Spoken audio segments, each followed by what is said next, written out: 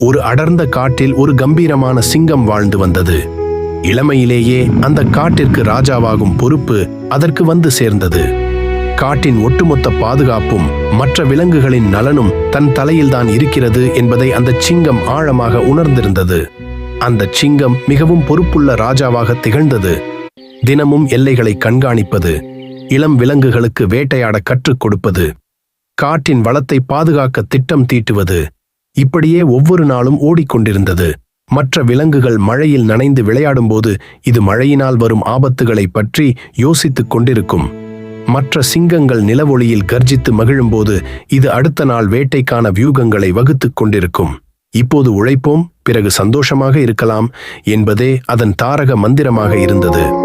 ஆண்டுகள் பல கடந்தன. சிங்கத்தின் உடலில் பழைய வேகமில்லை. பிடரி மயிர் நரைக்கத் தொடங்கிவிட்டது.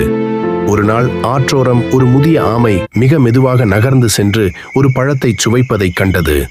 சிங்கம் கேட்டது, ஆமையாரே, உங்களால் வேகமாக ஓட முடியாது. உங்கள் முதுகில் இவ்வளவு பெரிய ஓட்டின் பாரம் வேறு. இதை சுமந்து கொண்டே எப்படி உங்களால் இவ்வளவு நிதானமாக இந்த பழத்தை ரசிக்க முடிகிறது?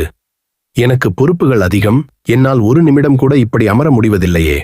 ஆமை நிமிர்ந்து பார்த்துச் சொன்னது, ராஜா, இந்த பாரம் என் பிறவியிலேயே வந்தது. இதை நான் இறக்கி வைக்க முடியாது. ஆனால் இதற்காக நான் நடப்பதை நிறுத்தவில்லை, சுவைப்பதையும் நிறுத்தவில்லை. இந்த பாரத்தை சுமந்து கொண்டுதான் நான் இந்த பழத்தை சுவைக்கிறேன். நீங்கள் பொறுப்புகளை முடித்துவிட்டு சந்தோஷப்பட காத்திருக்கிறீர்கள். ஆனால் உண்மை என்னவென்றால் பொறுப்புகள் ஒருபோதும் முடிவதில்லை, நம் ஆயுள்தான் முடிந்துவிடும். அன்றுதான் அந்த சிங்கத்திற்கு புரிந்தது.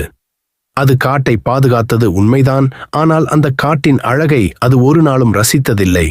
ஒரு ராஜாவாக வாழ்ந்ததே தவிர ஒரு சிங்கமாக அது தன் வாழ்க்கையை வாழவில்லை.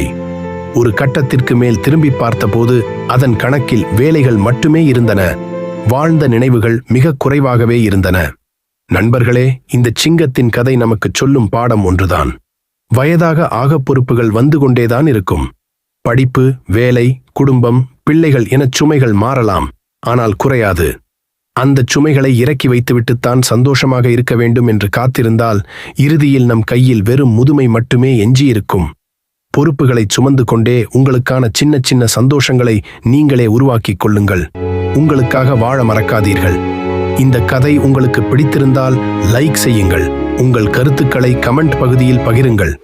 இது போன்ற ஊக்கமளிக்கும் கதைகளுக்கு நமது சேனலை சப்ஸ்கிரைப் செய்யுங்கள்.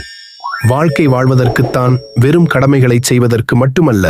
மீண்டும் அடுத்த ஒரு நல்ல வீடியோவில் சந்திப்போம். நன்றி, வணக்கம்.